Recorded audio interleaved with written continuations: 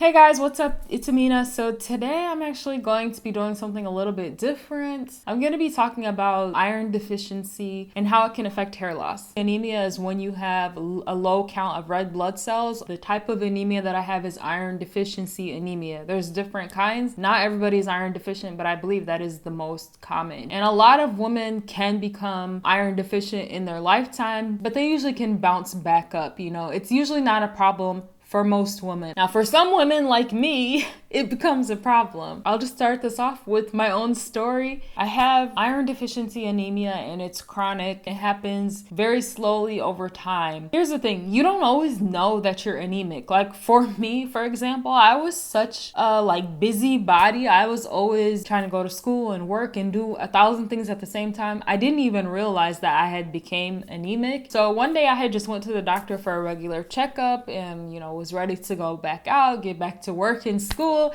And the doctor literally stopped me and he was like, your hemoglobin levels are at a 6.6. And I was like, okay. I didn't know what that meant. I was like, all right. And he was like, you need to go to the emergency room. I'm going to send over your files right now. We're going to transfer you. You need to get a blood transfusion. I was like, whoa. Wait a second there, doctor. What are you talking about? I feel fine.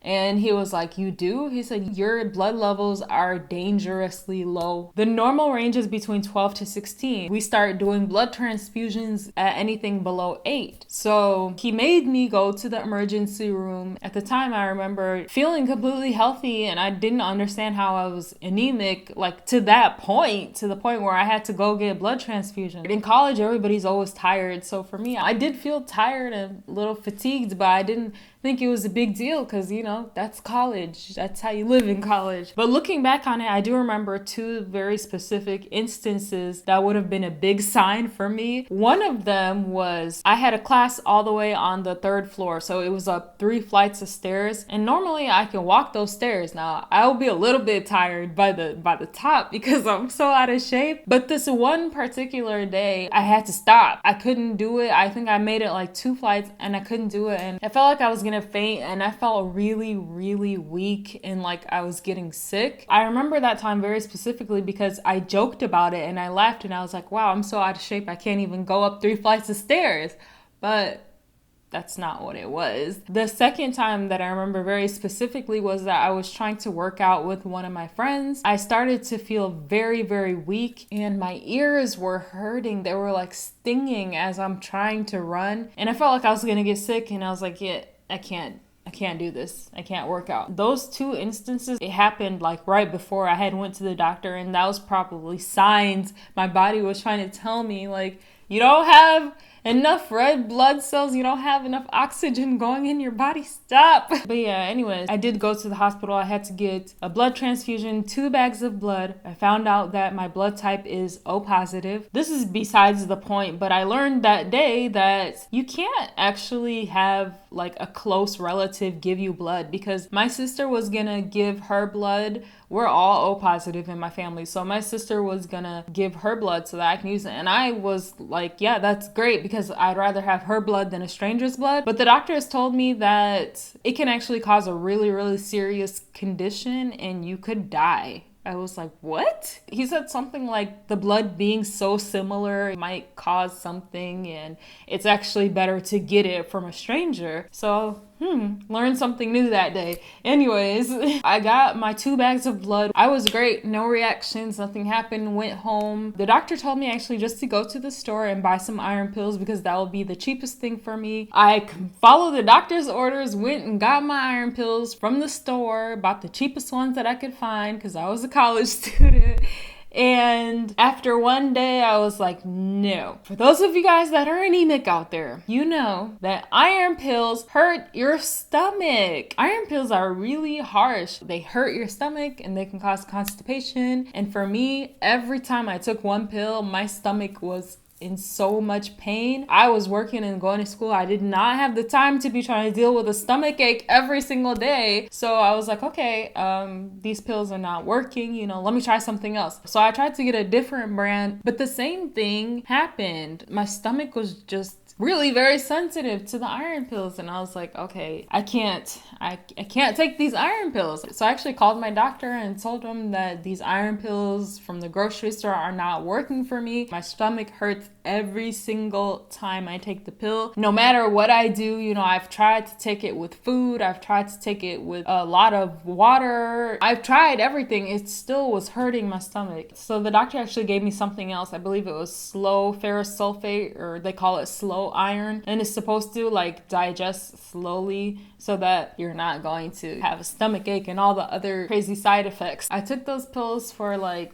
about 3 days. The same thing happened. My stomach still hurt. I kind of just was like, all right, well, I'll just make myself eat a lot of foods that are rich in iron, because that was the other thing that I kind of shot myself in the foot, because I've always had a really, really bad diet. I have a big sweet tooth. I love junk food. I love chips. I love French fries. Eventually what happened is I just stopped taking the iron pills, and slowly over time I became anemic again, to the point where it had me get another blood transfusion. The reason why I had went to the hospital the second time is actually because I had nephritis, or kidney infection. So that was the reason why I had went to the hospital in the first place, and then come to find out I'm anemic. So on top of dealing with my kidney infection, which was extremely painful, this time I did have a reaction to the blood transfusion. So I started to get a fever, and I started to feel really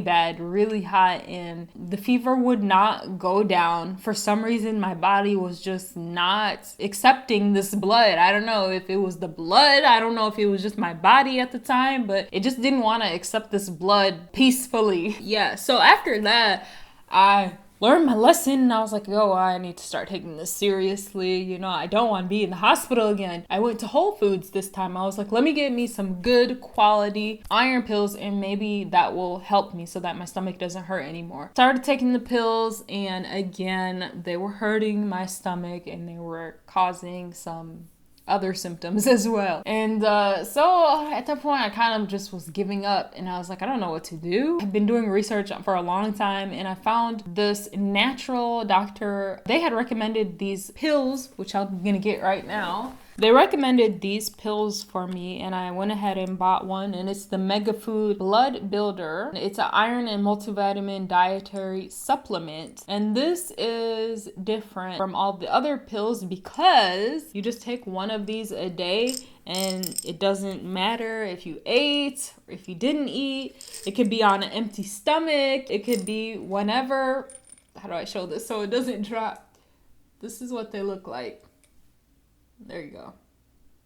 That's what they look like. These are the only iron pills I've ever found that don't hurt your stomach. It is non-GMO. It's gluten-free. It's certified vegan. It's soy-free. It's dairy-free. One pill is 26 milligrams of iron, and it also has vitamin C, folate, and vitamin B12 in there. Vitamin C is really good because that helps your body digest the iron. If you're taking iron pills and it doesn't have vitamin C in there, you're not getting the most that you can out of it. So always try to take them with vitamin C. I finished one of these completely, and then I bought 2 more. That's how excited I was. So yeah, if you guys are like me, if you guys are struggling to find a good iron pill, I bought these. I got them 2 for $50 online. There's not really a website. The best thing to do is to just Google it, because it's like everywhere has a different price. Now, how is this all connected to hair loss? So basically, over those 6, 7, 8 years of me being very anemic, what happens is blood carries